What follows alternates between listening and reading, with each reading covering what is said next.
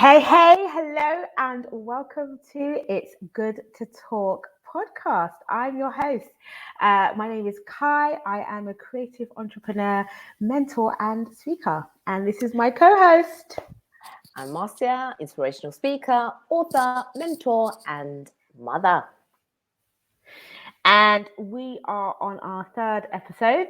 Very, very excited. We're very grateful that you're here watching, tuning in with us, or maybe listening actually. And we're having a really great time. So I'm glad that we restarted this up again. How are you feeling, Marcia?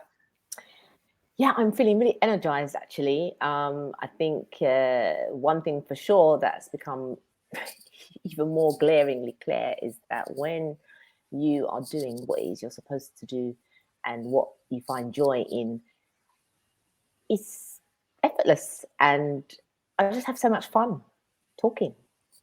Absolutely. I'm guilty of that. I think every time we finish an episode, I'm forever trying to find new ways and new ideas and things to like add and perfect it. But it's just really fun. So we're glad to be back, and we are very, very appreciated to have you here with us. So, Kai, how has your week been, and what has been the biggest takeaway for you this week? I've had a really good week actually. Another event over the weekend, Breakfast with a Purpose, which was great actually. Had our first male speaker on the panel. Previously it was a thanks. It was a women's only event, but we often had men asking why they couldn't come and just wanting to be part of it, get inspiration and motivation. So we decided to open it up, and had our first male speaker, a pilot by the name of Ambrose Ajobo, and he was fantastic actually. He spoke about some great vision. So it really left me with a different perspective, and that's a lot of what he spoke about in his talk, just wanting to inspire people to have vision. And it's not necessarily just your vision that's going to be what you live by, but there's going to be future generations, and he told his story about how he became a pilot and growing up in Nigeria and stuff. And every day, when he has a flight, he's blessed to see the world and the horizons that just keep on going. You look out over the clouds, and it really just shifts your perspective. So left me quite enlightened on Saturday. And I think just moving forward, I think sometimes we just have to, I can't believe it's already the second month of the year, So I think in being intentional with what I'm doing and just looking at it from another perspective, it's just like, okay, maybe you can just give this one more try, or maybe it's time to close this off, or maybe it's time to just ask, just trying it from a different perspective. So that's kind of been my highlight. How about you? What's been your key takeaways? My key takeaway, I think, this week has definitely been be open to receive. And I like that. A lot of the things that I do in my life naturally, effortlessly, I'm finding more and more, even though I set out to do them, not necessarily with any particular intention in mind, that it's having a major impact on others. Right. And so I'm having to learn to be open to receiving the blessings that come with that. And so going back to when I first moved here 22 years ago and living in the UK up until that point, I realized that I'm a giver, but I don't necessarily find it so easy to receive. And that really challenged me when I got here, because it's a culture of giving here. And I think that's something that it's a cycle. We have to learn to receive in order to be able to give. And I'm beginning to understand that. And this week has really, really shown me that. Given in what sense? So going back 22 years when you first arrived, what was the give and take that you sort of struggled with then? In terms of gifts or help? Yeah, definitely money? Lots of gifts. Working in the teaching capacity, people just were always giving me things, phones, chocolates, Really? shoes, clothes, bags. Yeah, students. students, and it was wow. And you And didn't know how to receive the phones. I mean, the chocolates, yes, because it's chocolate, but but when these they're were handing you the expensive phone, gifts, and yeah, yes, miss, but you helped me. This is for you. So I understand now that even back then I was being prepared for now, if that makes sense, right? right. It may seem so silly and insignificant, but actually it was learning then. So I know even you and we have this all the time, because sometimes things happen. You go, oh my God, Marcia, and I say, actually, that's what we deserve. Yeah. It's okay. We don't need to, this is, you're abundant, and it's not surprising that these things are coming to you. And I am not just talking about material things at this moment in time. I'm talking about receiving generally. So if we talk about love, for example, love is something I struggled to receive. I didn't understand it at the time. I didn't really know what love was even. Right. And so I think mostly I didn't even love myself. So how could I then identify love or even receive love? So And I think at the moment, that's a big buzzword. Everyone's talking about, receiving love or wanting love, looking for love. Obviously, now it's February. People are going to be talking about Valentine's and all this stuff. But there's such a big buzz around it now, which I love. But at the same time, it's not just a fad to come and go. I think looking to receive love first starts with loving yourself. And 100%. if you don't know how to do that, even when people say that, you're like, what do you mean loving myself? I'm looking for someone to love me. But actually, if you don't love yourself, then how can someone tolerate or want to be around you? Like, how did you find, or how do you find receiving compliments? Have you found that easy or No, easier over time? I've definitely begun to find it easier. And I think there is a fallacy that, like, I'm fully aware how I show up in the world, how I look, how I carry myself.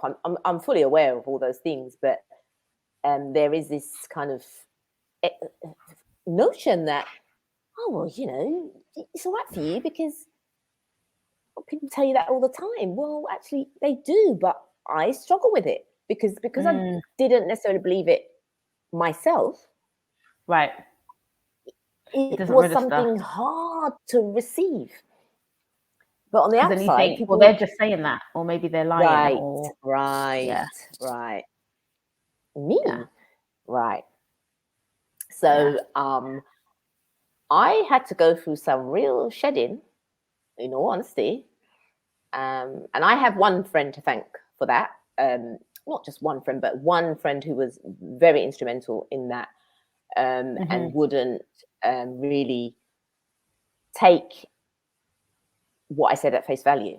They would always push me to really understand what's really going on. And I'm forever grateful for that, because that then made me really look at myself, and why was I behaving and showing up the way I was. And this is something, I've created a course, and this is something that I really work on in the course, because I feel that a lot of our issues in life stem from unresolved things, in our Absolutely. psyche. And so somewhere along the line, I know that I just didn't have self-love. And I didn't feel I deserved certain things, or to be spoken to a certain way, or to be complimented, or to be given gifts. There was something going on I could why definitely I relate couldn't to that. receive. Right. I could definitely relate to that, because I think I've spent a large portion of my younger years and young adult years just feeling like I was very average, and there was nothing special. So I appreciate, and I do think I'm beautiful and I've got all these talents and stuff, but I just thought, well, everyone has that, and I'm not special. So there's these people and then there's these people, and I'm kind of in the middle. And that's just how I went through, school, university, and a lot of my even early 20s. So it's the much latter part of my life where I've actually realized I'm amazing. I'm definitely beautiful. Not that I doubted it, but I just didn't dwell on it. I think I just was in the background a lot. And that's to do with many, many different things. So I really relate to you when you say that, because for me, I think it's because I was looking for a lot of outside validation. So I thought, well, if they don't say it, well, then it then can't it's not be. it. Yeah, then I think it, but if I think it, who am I? So if X, Y, Z, if parents say it, or if friends say it, or that popular person says it, or the cousin says it, or the top whoever says it, then it must be good. Must be true, right? Must be right. true. But if they don't say it, well, then it's not. Now, obviously, that's completely changed. But like, what would you say for you was the reason, or do you know? I mean, there was probably many, but do you think you know the reasons why you were like that before? I think one of the limiting beliefs I grew up hearing all the time is children should be seen and not heard. Yes. And I That's just the staple always in a felt like I Caribbean should household. just be quiet, just be quiet, just be quiet. And Yeah. you're a child. You don't know nothing. So I then thought, well, I don't know anything. So I've got nothing to say. I've got nothing to add. I've got no value to bring. So I'm just gonna be quiet. Sit in the background. Look, yeah, I would always choose to be in the background. Like I would never want to be up at the front, or you would always see me milling in the background. If there's a group, I would be the quiet one. I just always told myself, no one wants to hear what I've got to say. Because I've got I think as nothing well to say. with that's in the household, but I think even in society as well, we still have this struggle Yeah, of course. for, young girls and boys, or, young women and women in the workplace and stuff, having a voice, having a place, having a seat at the table, because there is this kind of tendency to think that you're a woman, what do you know? Or you're too young, what do you know? Or you're, fill in the blank, what do you know? So having the courage and the strength to kind of talk up outside of that, even in society, sometimes is challenging, and I do relate when a lot of women kind of say that now, but it's a shame, and I'm glad obviously we're here on It's Good to Talk, talking about it, because I just think you have to do a lot of inner work and keep reminding yourself every day of the things that you love about yourself, and the things that you know are good, and the things that you know are true. Because if you're looking so much to society, to magazines, especially now in today's day and age with social media, you're going to keep having negative feedback coming back at you at a ridiculously alarming rate. And how can you measure that? Do you know what I mean? What you can measure is your own self-love, your own 100%. kind of, do you know what I mean, where you're gauging that. And that's, I think, the core that I love at the moment that's happening in social media, and the kind of shift that we're having of, people talking about self-love and all of that, because then you can pour into yourself and reflect that back. And the more that you do that, that's what I think people are now seeing and loving and appreciating and want to be part of, Yeah, for sure. For sure. So how do you think you came to the point of being able to receive it? So you had this friend who was constantly kind of pushing and probing and stuff like that, but are there any other things that you think you did that got you to where you are today? And what's the process like? Because it never stops, really. Yeah, I mean, great question, because, it's definitely something I've dipped in and out. I've had moments, even in jobs, I've kind of asserted myself and stood up for myself. And then I've been told, well, you're just aggressive. Or so, then I've kind of gone back in. So it's been an ongoing process, and it will continue to go on.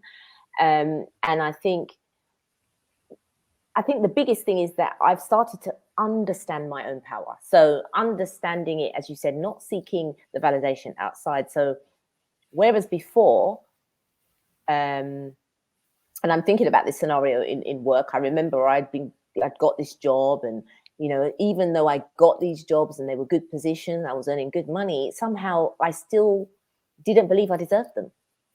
Right? So in this particular instance, I was querying something on my contract, and my boss at the time said, "You're being aggressive." And I was thinking, aggressive? I'm just asking about what's in black and white and why you're telling me I can't have it. Yeah. I'm not understanding. But then that whole old limiting belief of I shouldn't really speak up, because if that's the reaction I'm going to get, right. So I'm saying that to say that it is an ongoing process. I think there's been multiple things I've had to do because, of course, when a scenario like that happens, I have to go away and I have to talk to myself. And I have to reaffirm to myself, you're not aggressive, Marcia. You're just being assertive. Because you deserve this, because it's there on the contract in black and white. Yeah. It's not something you're asking for more than you're supposed to have. This was part of the contractual obligations. Yeah. So it's about understanding that, or not feeling bad about certain things, because people have a way of making you feel bad, but they can only make you feel like that if you let them. Absolutely. And do you know what? What I've learned more and more and more about that is it's a test. There are so many people, circumstances, situations that will come up. And if you act or react in a certain way, then that's what it will be.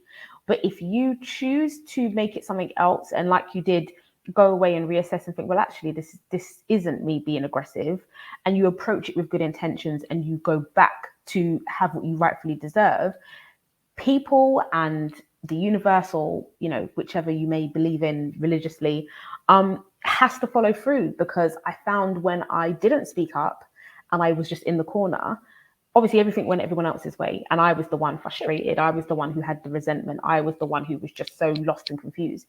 But when I knew what I wanted and I spoke up and I asked for it, it might have been uncomfortable. In fact, not even it might have. It was definitely uncomfortable.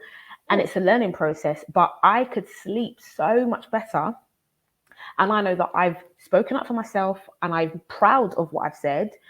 And if the other person or the other people or the other situation isn't working out the way that it's supposed to, then that's what it's supposed to be. Because on the flip side is me going home crying or moaning or complaining or upset or frustrated. And that's, and nobody else is going to look out for you unless you look out for you. So I've had multiple situations with friends or businesses or whatever it is. And the thing that I learn the most when I get into these kind of difficult situations is just kind of thinking, which would you rather? Is it you going to bed feeling the way that you're feeling, or is it better to go to bed with a clean heart, clean intentions, and you actually relax and sleep knowing that you've done all that you can, knowing that you spoke up and stood up for yourself? And every time that kind of beats what the other outcome would have been, because if nobody else stands up for you, you can't really blame them, because they're doing what they're doing in their own world, whatever's going on for them, whether they're conscious or not of whatever's happening. You have to stand up for yourself. And I think that's been something that I've really, really learned recently. And I think just being ready to be open and receive the things that it is that you're asking for, even if it's not love. Let's talk about money or talk about any other blessings. I think sometimes we're often hoping and praying for certain things, but we're not necessarily ready to receive said thing. And if you start to look at your, let's say, your finances or the opportunity that you want to have, we have to really question, are we literally ready for that thing to come to us tomorrow? Because if you are, great, stay prepared, stay ready, keep being open to receive said blessings, said compliments, said love, said income. But if you're not really ready for those things, then you're being closed to them coming to you, And again, in so many different circumstances, I think we have to keep reassessing and looking at, am I really ready for this thing? Is this what I actually want? So.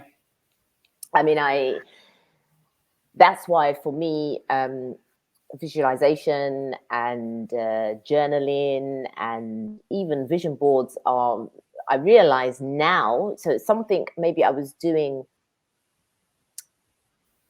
consciously, but maybe not as consciously as I've understood now, right? So I am understanding now that those actions, the things that I was praying for, the things that I was visualizing, are actually the things that I have now. I have them. I have them. And the reason I have them, so when I say I have them, and this is really for our listeners, I am not saying my life is perfect. That's not what I'm saying. I'm not saying that I don't desire other things and that I'm not still working on myself. But what I am saying is that I have now become open to receiving the things, because as you said, Kai, it's one thing to ask for them, to visualize them, but then when they come, are you really, really ready to receive them? Because a lot of the time you're running, pushing it away. No, God, no. I want it, but I don't want it. I want it, but I don't want it. What is that about? Right? When I look at some of the vision statements I've written and I've really checked it, oh my God, but I asked for that. Yes. So, is it surprising I have it now? Really? Is it? Yeah. We are it's so interesting because powerful people. Not just we humans, we're powerful. We have to start to understand our power. And literally what you want and what you're asking for, you have to be very intentional. And I've like yourself, I've really understood. I think in the summer I was back in the UK, and I got back and I had a great time, and there was lots of new life, new everything going on over the summer. And exactly as you said, I'd looked at something I'd written down previously, and when I flip back, I'm like, my God, I was talking about all these things I was going to do when I had X. And the actual fact is, I had done so much of the things that I'd written, the previous month, the previous year, etc., as like goals, like, oh yeah, when I get back to UK, I'm going to do this, I'm going to see this person, I'm going to, film my granddad and whatever, expecting it to be a certain way. Half the things that actually happen, and not even with half the tools or resources I thought they were going to happen with, they just happened. Sometimes I don't even ask. And I think it was, when I look back, it had to have been just being in that flow state and being open and being ready to just go, do you know what? I'm here. Let's see what happens. I mean, I was there thankfully for about 2 months, thereabouts. But I was just open to being and not forcing anything. Like I have to do this work, or I have to, it was just going with the flow. And I think that's the same with love and relationships. And I'm coming back to this because I know it's the month of February. So depending on when you watch this, before or after Valentine's or way down the line of the year, I went to a workshop once by two amazing women, Andrea and Priska. I was telling you about this after I went. And Priska is fantastic. She talks about movement and just loving yourself and the body and everything. She's all about female embodiment. Yeah, if you listen to our podcast, you'll know who I'm talking about because she's amazing. But anyway, she's got a French accent. And at this workshop, she was talking about, being ready to receive love, because many of us are out there wanting, asking, yearning even for this void to be filled by a person. And often we're not loving ourselves in the right way, whether that's via food, whether that's via, actions that we're doing every single day. And she made us do this really simple exercise of hugging ourselves. I don't want to do it now, actually, because I don't want to mess up the microphone, but kind of like this. And she made us close our eyes. And really, she was describing how we should hug ourselves and love ourselves as if it were the person that we're waiting for, the love of our life, the husband, the wife, etc. And as she was telling us to close our eyes and do it, she's reminding certain people that you're not doing it the way she's telling you. And I opened my eyes, I kind of did a little bit of cheating, but I was looking around and thinking, my gosh, there are so many of us in this room who aren't actually hugging ourselves as the person that we think is going to come and save us. Even, for example, another exercise where we had to open our arms and open it and just say, this is how much I am open. And again, some people weren't even, they were kind of just like this, like, oh, I'm in a room full of people, I don't want to open my arms. But it's like, if you say you're ready, if you say you're open, if you say you want this love, you need to be open. You need to hug yourself. You need to love yourself as if you are all the things that you want to come back to you, and tenfold. And so it was why. It was a brilliant visual example, because I just thought, I mean, I wasn't doing all the things exactly, but I was kind of, laughing and whatever. But in the room full of women, mainly that it was just a great example and highlight to, so much of the stuff that we want to do and we're yearning from someone else, but we unfortunately don't do for ourselves. So yeah, just putting that out there, but go ahead. Yeah, for 100%, because I mean, I think, obviously for me, I work with women primarily, and a lot of women will say, well, there's no good men out there, or, I can't meet anybody.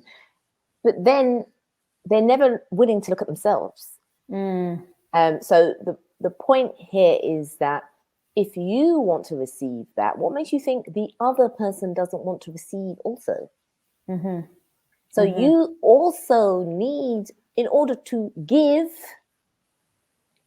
to someone else or to attract what it is you want, you have to do that work. You have to do the work on yourself. So, and I think it's about understanding your worth, isn't it? Really. Absolutely. Who are you? And what do you actually bring to yourself first and foremost before you start thinking about what you can bring to someone else? So I think, some of the key takeaways that we're sort of really saying is that, number one, are you actually prepared for what you're asking for? Yeah. Yes. Are you actually even doing the work that you need to do? Yes. To obtain what you're asking for? Yes. And are you doing that consistently? So you're showing up. Yeah. Are you willing to step outside of your comfort zone to really get what it is, to receive what it is that you say you want, whether that's a relationship, whether that is the job, the life, the blessings, whatever. People ask me all the time, I want to pray for you, but tell me, what is it that you want me to pray for? It's not just pray, just pray. Let the prayer be intentional. Specific. Know what you want. Yes. I have a question, actually. Yes. Do you date yourself, or would you date yourself?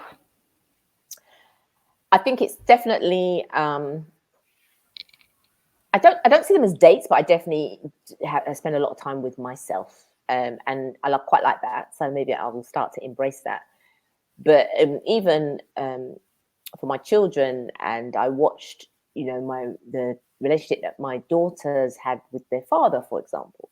He would take them out and he would show them how they should be treated, or not even by someone else, but this is how it should be. This is not something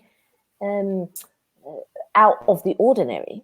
This is, you deserve this, actually. Yeah. So you have to be about it, not just talk about it. Be about it. Yeah. Be about it. So, I mean, for me, I grew up as an only child and often got told, oh, but you're spoiled. And, then went on and lived, what I would say, a relatively nice life. So, again, you're spoiled. But actually, how about, no, actually, that's what I deserve. Yes. Spoiled by whose standards, actually? And that's the thing. I think we've been told so many things growing up, whether it's society and, those girls are gold diggers, or, why should you ask for this? Why should you ask for that? Well, actually, I'm asking for it because I want it. And there shouldn't be a explanation or a justification of why I want it. I just do. I want it and I deserve it. And that's the full stop. There doesn't even need to be an explanation after that. So coming to the place where you know that you are blessed and you are abundantly blessed, and as I like to say, highly favored, then it's no wonder why you have the things that you have. And unapologetically owning that, not having to think, oh, but if I shine too much and if I ask for too much, then it's going to make somebody else uncomfortable. Well, then that's not something for you to be concerned with. That's a problem for them. And you have to keep being your authentic self. You have to keep being true to who you are with good intentions, because, not everybody has good intentions, unfortunately. But as long as you have good intentions, then you have to go out there and claim what is actually rightfully yours. Nobody else can take that from you. And once you start to understand that with a confidence, you can really, really embrace it and just be about it. Let it shine, you know? Be about it. Well, I have absolutely loved this conversation because I've got goosebumps because I just resonate on so many levels, and I'm really hoping that that our viewers will also be able to resonate. We want to hear your comments. We want to hear your experiences. Are you facing similar challenges? Has what we've shared today piqued an interest for you? Is it something you might consider looking at a little bit more? Going in, because I think it's the best kind of work you really could do for yourself and the best gift you can give yourself. Absolutely. And as you've heard, Marcia and myself have both shared some personal experiences, because this is something we talk about on a daily basis. We currently work with women who are going through an array of different struggles. But of course, if you are feeling lost, if you're feeling low, if you're feeling unfulfilled in any kind of way, we have both, gone through our own separate journeys and can resonate so much with how you possibly are feeling. So we want you to know that you're not alone. And even if you're a guy or a girl listening to this, you definitely can overcome, because it's all about your mindset and you just showing up, being yourself and doing the work for what it is that you say you want.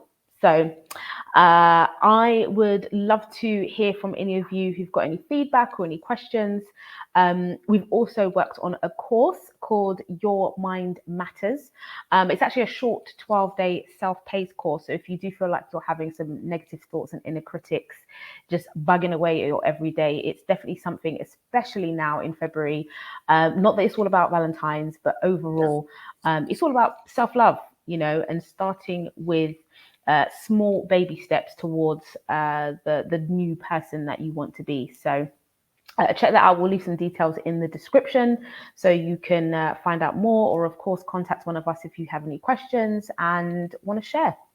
So Marcia, where can they find you if they want to get in touch? So you can find me at the Marcia McLeod on Instagram. You can also check out my website. Details will be in the comments below. And I look forward to hearing from you.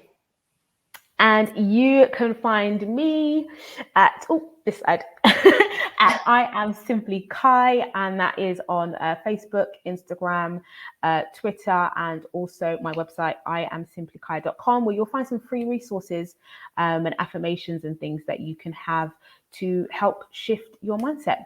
So it's been great. I'm looking forward to having some dates with myself this month, and looking forward to hearing some of your comments. So thank you for listening and tuning in. We have been Kai and Marcia, and it's always good to talk. Bye-bye. Bye-bye.